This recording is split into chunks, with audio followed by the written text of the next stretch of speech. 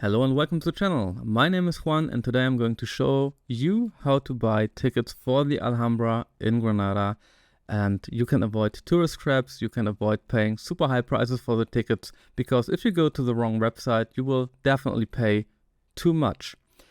So there are a couple of things to take a look at when you buy tickets. You can buy for you as a single person, for 2 or 3 persons. You can even buy tickets for a lot of people. Like I recently bought tickets for 20 people, and there is an automized Excel for that, or at least an Excel XLS, which will help you to make it a little bit faster. So the original site is this one. It's tickets.alhambra minus patronato.es .es. So basically the site is available in English and Spanish, obviously, French, Italian, Chinese, Arabic. We want to go with English here. You can also use the translation, inbuilt translation of your browser if you are speaking another language, but eventually, yes. This is the page where you want to buy the normal tickets for the Alhambra. So 22 euros and 30 cents for the complete visit, or just the gardens and the Alcazaba and Generalife for 13 euros or so. That's normal prices. I've seen prices going up to 60 euros or more. So you can even book on Get Your Guide. Obviously, someone will buy the tickets for you and you have a guide there. There are official guides on the site on the Alhambra, which you can book on the day if you think you need them.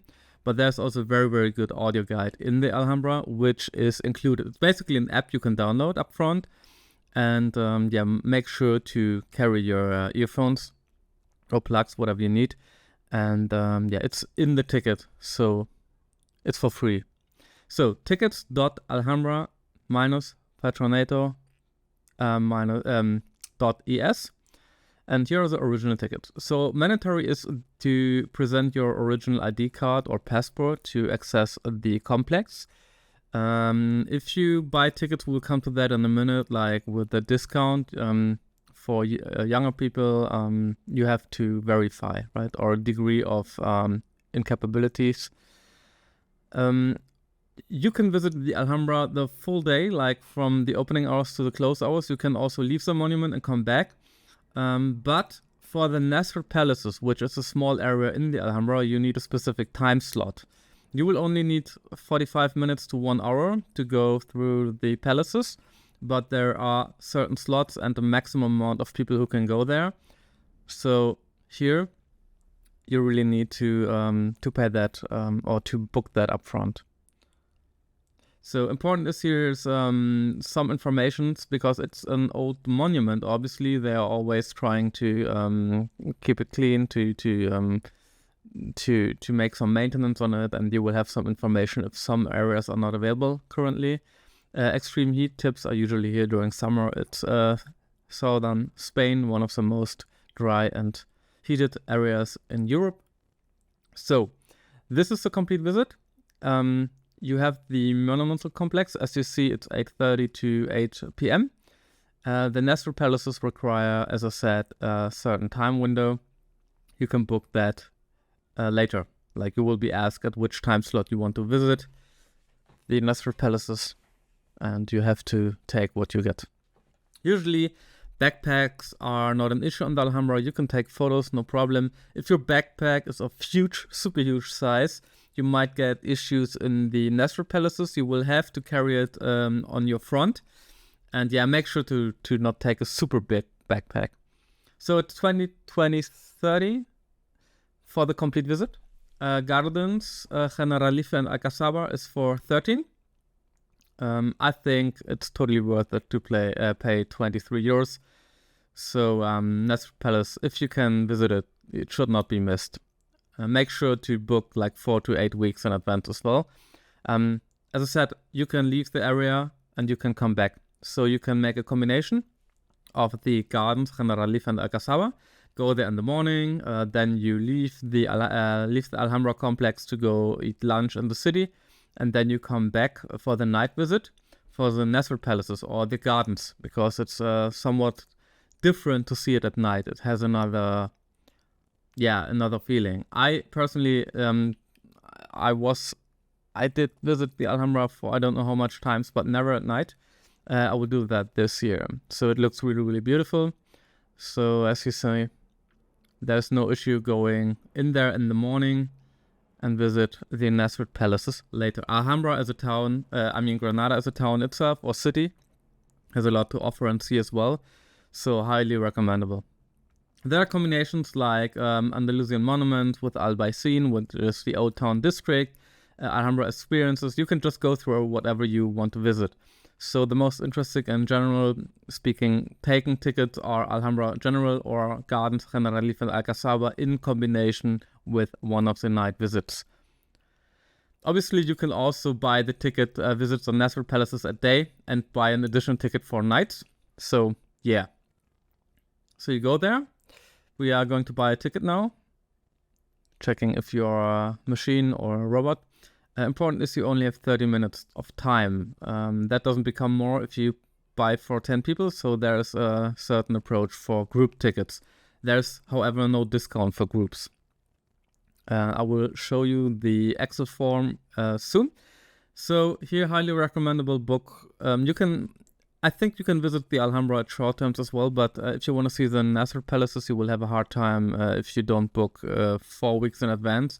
Maybe you're lucky day before or 2 days before someone dropped off or whatsoever, but usually it's sold out like 3 to 4 weeks before. It's really annoying, especially if you just have the opportunity to visit Spain and especially Granada for only one time. Within the next years, for example, you should make sure to buy in advance. And yeah. So here you can put adult, minors, age. There are certain discounts for minors, for EU citizens over 65. There are discounts for people with disabilities. Majority of Spanish monuments are built for people with disabilities, like in a wheelchair, for example. But obviously, if you have a high castle tower, it's not. Most parts of the Alhambra are fair enough to visit. So here was the slot for the Nasrid palaces. You have to book a slot for that, as you saw. Then here you can put the Spanish DNE or NEE number, which basically the passport document. If you come from another country like Germany or UK, you put an other ID number, and on the document number you can put whatever it's on there. Yeah, here are the languages are a bit more limited in this form. So if you need an invoice data, you can put that. And if you are a visitor as well, so not buying for others, you have to put that mark on, okay? So if there are children, you have to select one adult as main legal guardian. Without that, you will not be able to buy the tickets. While you read and accept, and then you will pay, credit card or PayPal, and then you get an email with your documents, like the tickets basically. As I said, when you come to group applications, I just did a booking for 20 people. And there are 2 types of tickets. So one has a QR code, one not. I will show you that at the end. But if you are booking for larger groups, make sure to book separate groups for people with discounts and a group with people without discounts. So here, pretty self-explaining until now. Just quickly go through it. As I said, name and surname, identity document. For country, you need to put whatever country you're from. And for province, you will only have Spanish provinces. If you are from another country, you just have to go other country, because in the drop-down menu it will not adapt to the country you come from. So just put the country you're from, Germany, for example, and or UK. Then you put in your ID number. In this case, it would be a German ID number, obviously, and the province, other country. Yeah, that's about it. It's pretty self-explaining.